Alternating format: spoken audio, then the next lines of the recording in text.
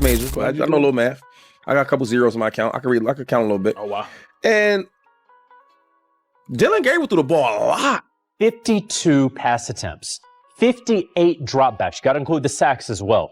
For a team that this game was not out of hand really until the fourth quarter. This was a 10-point game going into the fourth quarter. On the third. Fake the handoff.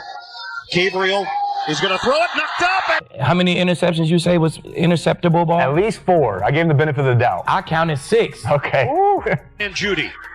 Gabriel on fourth down. He'll throw on the move, and it's incomplete. TJ Watt. The throw from third and goal from the 14. Gabriel laces it. Bobbled, and He has to do a better job of protecting his receivers. There were too many times in this game where he had Njoku or other guys going over the middle, and he's leading them into hits. play fake. Drives it downfield, and Njoku holds onto it, and he is slow to get up. Gabriel lets it fly. Oh, big hit. There's no reason for your rookie quarterback to be dropping back nearly 60 times. He did. Shedeur Sanders, he not really throwing the ball a lot. 15, 18, 20 times a game? Yeah. Was he a running back? Mm-hmm. You say you want him to be turned loose. Yeah, a little bit. Turn him on, turn him up, and turn him loose. Yeah. Right, Yoakum? Do you think Kevin wants to? No.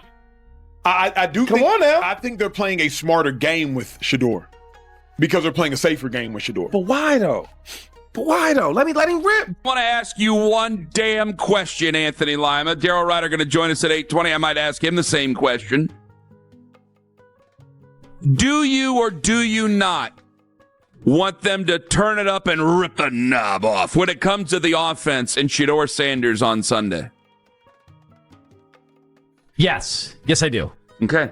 I do think when it comes to, the Browns situation this week, when last week it was windy, it was Robert Saleh, and even though it was the JV San Francisco 49ers defense, clearly Shedeur has proven that it's not going to be some circus out on the football field, right? Some of the stuff that maybe, I'll admit, I anticipated, I was like, oh my God, it's going to look like the second half of the Baltimore game. It hasn't.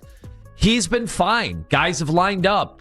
Guys they've run the plays. They've gotten the calls in. It's not some mad dash scramble. So I have to admit, that talking point seems silly now that we just assumed, or some of us, and I admit it, I was part of it. I just assumed it would look like a fiasco. It hasn't.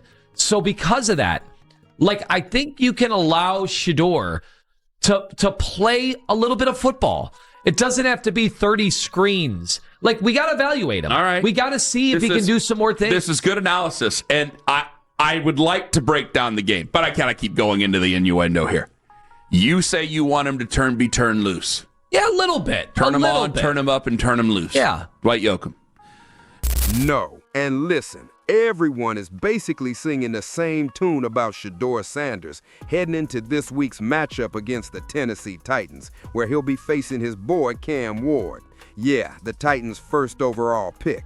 And the Titans? Girl, they've been struggling hard, no denying it. That's another squad deep in the Tank Bowl territory. And on paper, this looks like the perfect setup to unleash Shedeur Sanders for real, finally. But here's the real question. Does Kevin Stefanski even want to do that? Does he actually want to put the full version of Shedeur on display? Does he really want to show the whole league how dangerous this kid already is? You believe that you want him to be turned loose, and I think 95% of the fans want him to be turned loose. I might actually go back on something I said earlier this week about that. But you don't believe Kevin or Tommy Rees wants to turn him loose, and then this story comes out about, hey, there'd be other teams that are interested in Kevin Stefanski. Well, okay. Does he think that they're going to turn him loose against his better judgment? He's going to go out there, throw some interceptions, put them in bad spots, maybe lose this game, and then lose his job because of it. Do you think that might be a possibility here? Yeah, okay. That could happen. I'm just trying to not sound like a lunatic. And honestly, I couldn't disagree with that take more. I don't think Kevin Stefanski is losing his job just because he finally let Shedeur Sanders operate in a way where the kid can actually be judged fairly. Because if Stefanski and the Cleveland Browns truly want to figure out what they've got in Shedeur Sanders, and Dillon Gabriel too, let's be real, they've got to take the brakes off. They've got to let these dudes actually throw the ball and prove something, because they're obviously not trying to win games right now. This is an evaluation season. Let's see what's really in the cupboard season. Because next year, they're sitting on a pile of draft picks, and in this upcoming draft, they'll have multiple chances to grab real talent. And you better believe they know Math myself, right? Please. Right. And I want a math major. I know a little math. I got a couple zeros in my account. I could count a little bit. Oh, wow. And Dillon Gabriel threw the ball a lot. He did. Shedeur Sanders, he not really throwing the ball a lot. 15, 18, 20 times a game. Yeah. Was he a running back? Was he?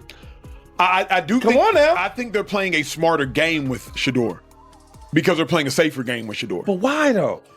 Let him rip. The reason I can't be He's a mad passer. at it, He ain't a runner. He's a but passer. 2-5, their only touchdown that Shedeur Sanders had last game against the Niners. They ran the ball 9 consecutive times. Then hard play action. Shedeur finds Harold Fannin touchdown. So like the Browns' route to success is going to be Quinchon, Judkins, play action. Screen, play action, shot to Isaiah Bond, Jared Judy Crosser. I don't want to see Shedeur go out there and act like he's in Colorado. Because even in Colorado, it looks scary at times. I don't want to see him go out there and throw the ball 50 times a game. Because remember, he's taking 8 sacks a game. I don't want to see all that. I ain't saying 50, Acho. 30, at least 30. He's going for 30. He missed some passes the last game. I don't think he's going to miss them again. The hard part with Shedeur Sanders is this. You want to be patient with him, but it's hard because you got coaches that really don't like him. Stefanski don't really like him. And it's like, if I don't ball out now and show I can really play on that level, you might not be patient with me in the future. Facts. That's the hard part. I just think he's a really talented player. I mean, they got 3 wins. Yeah. How much more do you want a rookie to do? We got 3 wins. Before I even touched the field, we've been losing every game. Yeah. Right? And one of the games we did win out of the 3 is from me as a starter in my first game, starting. Yeah. Get a dude a chance. And one thing about Cam Ward, yeah, he's not lighting up the league in his rookie year, but at least the Titans are actually evaluating him the right way. He's out there letting it fly. He's taking shots. And honestly, he might have an even weaker wide receiver room than the Browns do right now. They already lost their top guy, Calvin Ridley, done for the season. And even when he was on the field, he wasn't exactly cooking. But still, Tennessee is putting Cam Ward in situations where they can really see what the kid is. Even behind a rough offensive line, I'd argue it's worse than what Cleveland has. And Cam Ward is out there dodging bodies, scrambling, making something out of nothing. And every game, you see at least 1 or 2 throws that remind you why he went number 1 overall. He's flashing that upside at least a couple of times every week. And if you just give him time, give the Titans a full offseason to throw some real talent around him, next year is going to look completely different. Developing young quarterbacks takes time in the NFL, and what every team wants to see is consistent growth week by week. But you only get that if you actually let the kid play and let him mess up. And trust me, Shedeur Sanders is going to have his mistakes too because he's a playmaker. He's going to push the ball, he's going to take risks, and with limited weapons around him, it's not always going to look clean. But at least you'd get a real glimpse, a little window into what Shedeur Sanders could become. And I'm right there with everyone else. I'm hyped for this game. I think this is a real shot for Shedeur Sanders to finally put some points up. And it's going to be interesting to see if Kevin Stefanski actually gives him the same freedom he gave Dillon Gabriel. I'm not saying he needs to drop back 60 times like Gabriel did, but give me at least 35 pass attempts. That's a real number you can evaluate from. But we'll see how it goes. Make sure y'all hit that like button, and if you haven't already, smash it again.